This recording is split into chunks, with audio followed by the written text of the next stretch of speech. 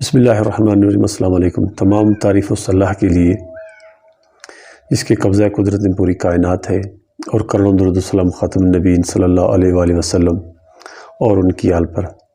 پیچھے ہم نے ایک ویڈیو بنائی تھی جس میں رسول اللہ صلی اللہ علیہ وآلہ وسلم نے چاروں خلفائے راشدین رضوان اللہ علیہ اجمعین کے لیے دعائیں فرمائی تھی، تو ان میں ہم نے ایک ذکر کیا تھا حضرت سعد بن ابی وقاص فاتح ایران کا، کہ ان کے لیے رسول اللہ صلی اللہ علیہ وآلہ وسلم نے کیا دعا کی تھی، اور ان کی دعا کے اثر سے انہوں نے کس طرح ایران کو فتح کیا تھا اور کس طرح وہ سپہ سالار منتخب ہوئے تھے۔ حضرت ابوبکر صدیق رضی اللہ تعالیٰ عنہ فرماتے ہیں کہ میں نے حضور اکرم صلی اللہ علیہ وآلہ وسلم کو حضرت سعد کے لیے یہ دعا کرتے ہوئے سنا کہ اے اللہ، اس کے تیر کو سیدھا نشانے پر لگا اور اس کی دعا کو قبول فرما اور اس سے اپنا محبوب بنا۔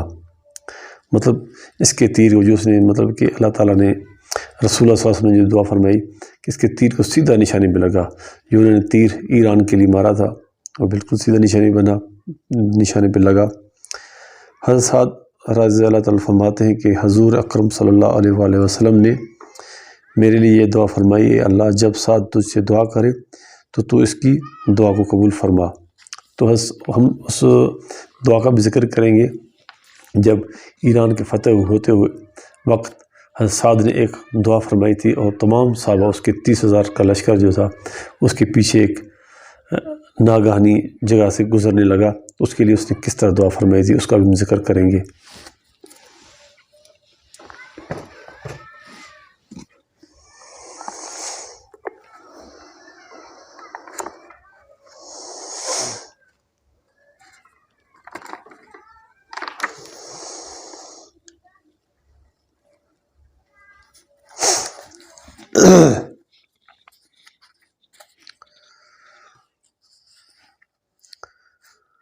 فال کی جنگ میں اسلامی فوجوں کی کامیابی کے بعد حضرت ابو عبیدہ اور حضرت خالد بن ولید تو حمص چلے گئے، اور ہاشم بن عتبہ اور قعقاع بن عمر امدادی فوجی لے کر عراق روانہ ہو گئے۔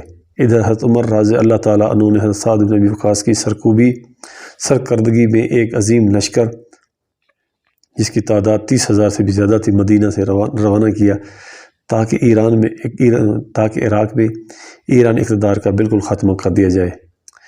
اس لشکر کی کمان بڑے سوچ بچار اور طویل مشورے کے بعد حضرت سعد کے سپرد کی گئی تھی، جس کی وجہ یہ تھی کہ معرکہ بویب کے بعد مثنیٰ نے حضرت عمر کو لکھا تھا کہ یزدگرد جو ایرانی بادشاہ تھا، یزدگرد بن شہریار بن کسریٰ کو تخت پر بٹھا کر ایرانی دوبارہ متحد ہو گئے ہیں، اور عربی فوجوں کے مقابلے میں لشکر بھیج رہے ہیں۔ ایرانیوں کے اس اتحاد نے اہل سواد کو مسلمانوں کے خلاف بغاوت پر ابھار دیا ہے، اور ہم جزیرہ نما عرب کی سرحد پر ذی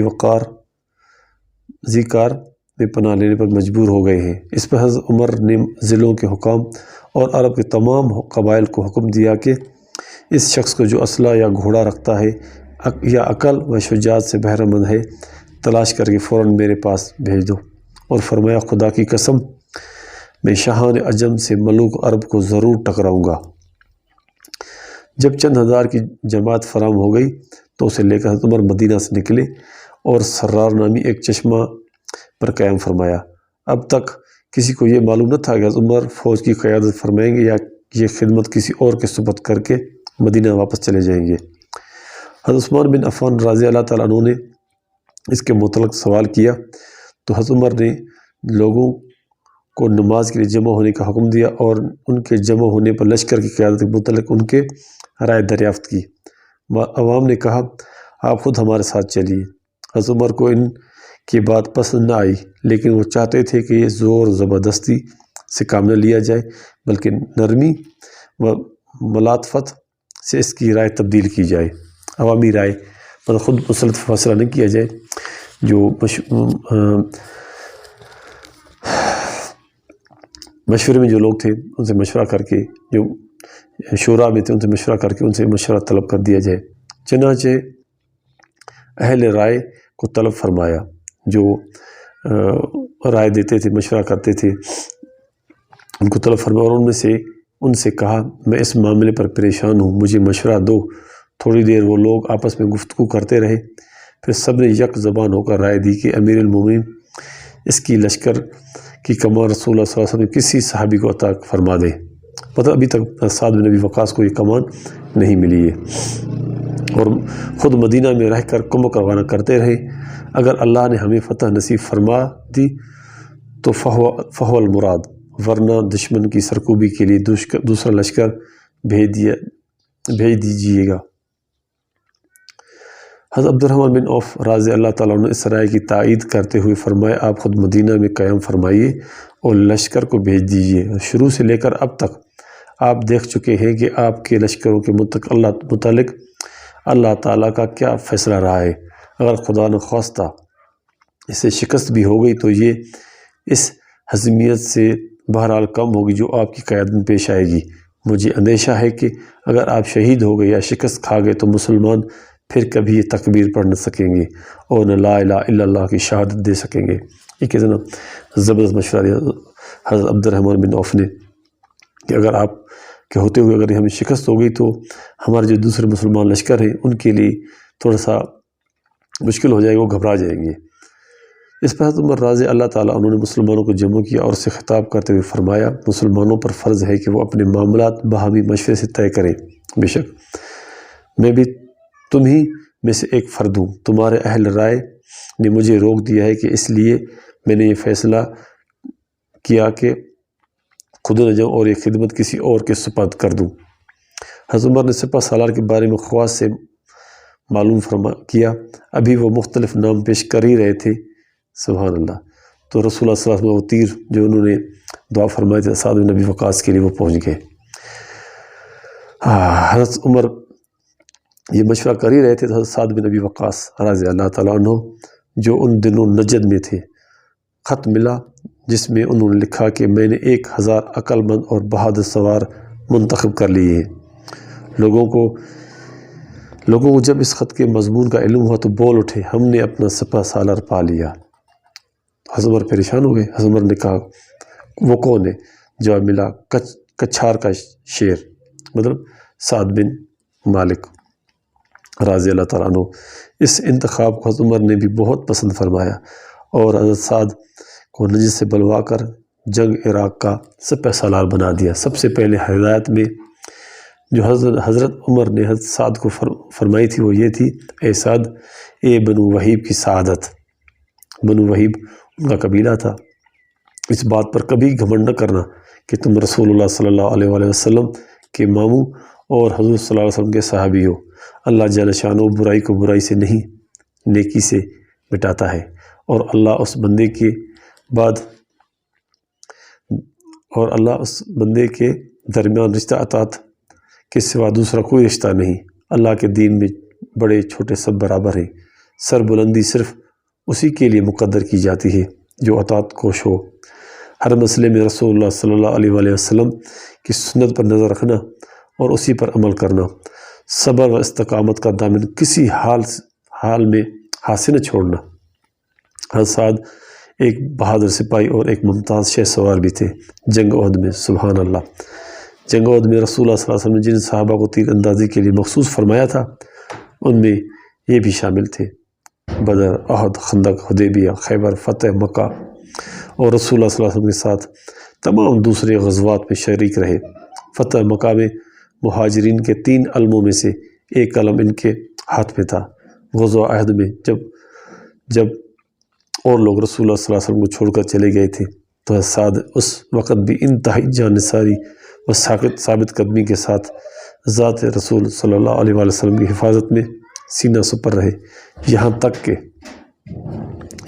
کہ لسان نبوت سے ارشاد ہوتا رہا سعد میرے ماں باپ تم پر فدا ہو، اسی طرح تیر چلاتے رہا۔ پھر اسلام میں سب سے پہلے تیر چلانے والے بھی وہی تھے۔ بہرحال حضرت سعد 4000 فوج کا لشکر لے کر جو اپنے بال بچوں کو ساتھ لائی تھی مدینہ سے عراق روانہ ہو گئے۔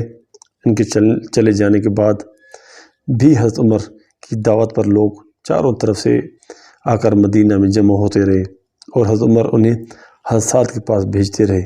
اس سے ان کی لشکر کی قوت و تعداد مسلسل اضافہ ہوتا رہا۔ اس لشکر کا ایک نمایاں امتیاز یہ بھی تھا کہ اس میں بڑے بڑے عرب کے سورما، شہ سوار، شاعر، خطیب اور رئیس بھی شامل تھے، جن میں معروف بن عدی، کرب زیدی، طلحہ بن خویلد اسدی اور اسد بن قیس کندی بیس جیسے زعمائے عرب خاص طور پر قابل ذکر ہیں، جو اپنے اپنے قبیلے کے سردار تھے۔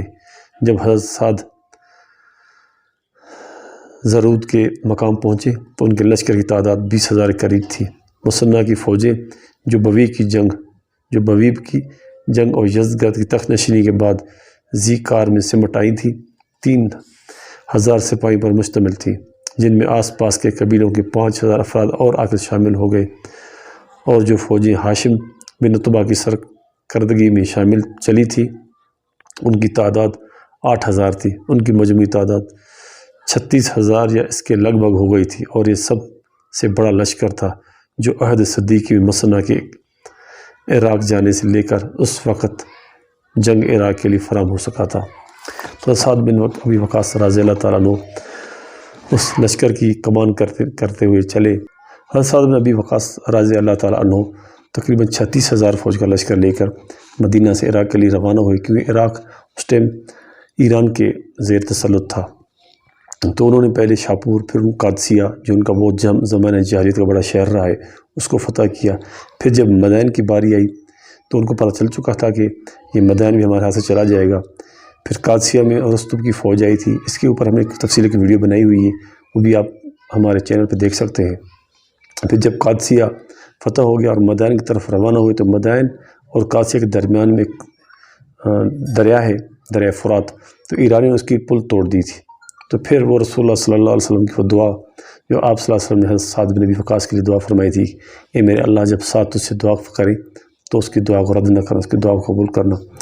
جب دیکھا کوئی اور راستہ نہیں ہے تو حضرت سعد بن ابی وقاص نے تمام لشکروں کا سب اترے اور 2 رکعت نوافل پڑھے، ادا کرے، پھر اللہ تعالیٰ سے دعا کی، اے میرے اللہ میری مدد فرما۔